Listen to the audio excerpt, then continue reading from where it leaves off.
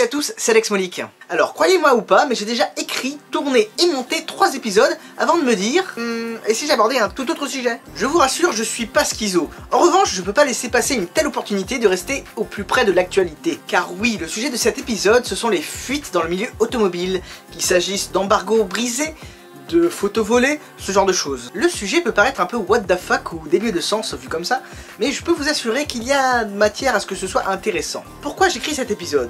Car le 23 janvier 2018, une photo de la future Ferrari a fuité sur internet. Cette future voiture sur base de 488 est censée être à la 488 GTB, ce que la 430 Scuderia est à la 430. Ou la 360 Challenge Stradale à la 360 Modena. En gros, une version plus performante, plus dynamique, plus sportive. Bon, alors ce modèle, on l'attendait tous. C'est un secret de Polichinelle. J'adore cette expression. C'est un peu comme la poudre de perlimpinpin. En revanche, on l'attendait tous. Certes, mais plutôt pour le salon de Genève en mars 2018. Mais c'est sans compter sur les photos fuitées. Alors je vais vous donner mon avis sur la question. En une phrase, je trouve ça scandaleux. Mais si vous regardez toute la vidéo, vous verrez que ce n'est pas si simple. Les scoops auto, c'est quoi? Il s'agit d'informations ou de photos qui n'auraient pas dû être diffusées au grand public. Pourtant, n'importe quel pecno du coin est au courant. Hé, t'as vu, regarde! De façon générale, il y a des interdictions de prendre des photos dans ce genre d'événements un petit peu exclusifs où ils te présentent des nouveaux modèles. Mais à moins de confisquer les téléphones portables, et encore ça marche pas toujours, ou de pas être très discret, ben bon courage pour contrôler tout ça lors d'une soirée privée. Les embargos qui concernent la presse sont un petit peu plus faciles à gérer, eux. Ils ont l'info en amont, donnée par la marque, et en contrepartie de quoi, ils s'engagent à ne pas divulguer l'information jusqu'à une date déterminée. Vous l'aurez compris, du coup c'est la marque qui garde la mainmise sur le timing. Et si ça fuite, en théorie c'est au nom du média qui l'a publié, donc l'affaire est réglée assez rapidement. Qui est à l'origine des fuites? Qui fait ça? Dans un cas de figure comme celui que vient de connaître Ferrari, à savoir lors d'une soirée privée, t'as pas 1000 solutions. Les seules personnes invitées sur ce genre d'événement ultra exclusif, en principe, sont la marque elle-même, la presse, les partenaires, concessionnaires, etc.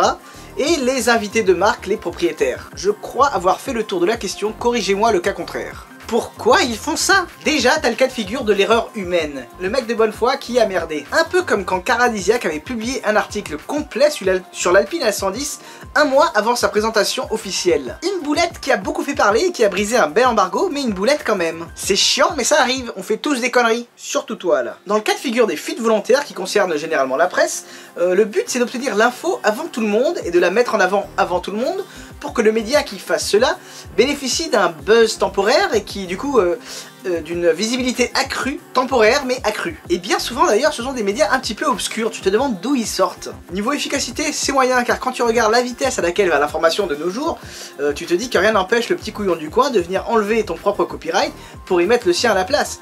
Ah non si je vous assure c'est très facile à regarder. Hé, vous avez vu?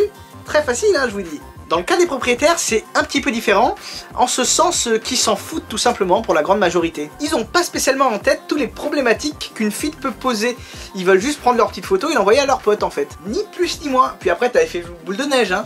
Mais le truc c'est que à la base il n'y a aucune volonté de vouloir nuire à la marque. C'est juste qu'ils font juste pas attention quoi. Pourquoi je trouve pas ça super cool? Alors vous allez me trouver vieux jeu, mais de façon générale je n'aime pas du tout ce qui est fuite ou photos volées sur internet. Et ce pour 3 raisons. Premièrement, c'est souvent des photos dégueulasses avec une qualité à chier. La voiture est rarement mise en valeur comme il faut.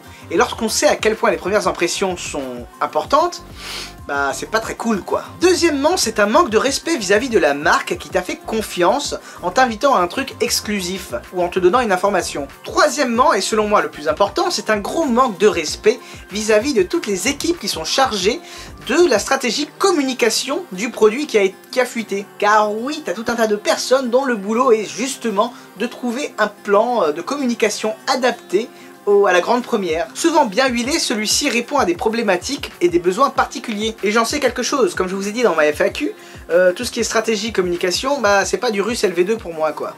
Comment il fait le mec, c'est incroyable. Donc forcément, quand t'as une fuite, eh bien tout le plan tombe à l'eau et tout le travail qui a été fait tombe à l'eau également. Pour moi, tout tourne autour de l'idée du respect du travail des autres et de leur volonté tout simplement. Maintenant il est temps de nuancer tout cela. Car oui, hein, vous avez vu le truc arriver à des kilomètres. Parfois il arrive que ce soit les marques elles-mêmes qui soient à l'origine des fuites. Ben ouais, le buzz qui est inhérent à la photo volée, interdite, ça ne fait qu'augmenter la curiosité du chaland. Trop tentant pour ne pas céder à la tentation. Bien évidemment, tout comme je n'avouerai jamais que je demande à mes potes de regarder mes propres vidéos pour me faire un peu plus de vues, Une marque n'avouera jamais s'être auto-sabotée. Enfin, sauf si c'est ultra volontaire, mais j'ai rarement vu ça. Résultat des courses, tu ne sais plus trop où te placer, à quoi t'attendre, ni comment réagir. T'as des stratégies différentes qui sont parfois aux antipodes. Dans l'ère de l'information qui est la nôtre, il semblerait que les fuites soient devenues monnaie courante, voire inévitables. C'est à se demander parfois si les constructeurs ne laissent tout simplement pas faire. Car pour des modèles, notamment pour d'autres modèles, eh bien c'est tout simplement... bah rien justement. Comme quoi c'est pas impossible de verrouiller tout ça. De façon générale, les fuites c'est plutôt mal vu. Même si j'ai bien l'impression que tout le monde est plutôt content d'avoir sa petite info exclusive inattendue. Voilà, cet épisode est terminé et maintenant que vous savez que la photo a fuité et qu'elle fait presque partie du domaine public, qu'est-ce que vous pensez de cette future Ferrari dont le nom est encore un mystère? Personnellement, j'attendrai Genève avant de me faire mon avis. Ou du moins une présentation officielle. J'en ai trop dit. N'oubliez surtout pas de vous abonner à ma chaîne YouTube pour avoir tout un tas de scoops automobiles de folie. Non, je déconne, mais sérieux, abonne-toi. Suis-moi également sur Instagram pour le côté instantané des choses, ou encore sur Facebook pour du contenu taillé pour vous, épique. Et surtout, n'oubliez pas, on n'a peut-être pas la même voiture, mais on a la même passion. Allez, sur ce, je vous dis à très bientôt. Ciao, ciao.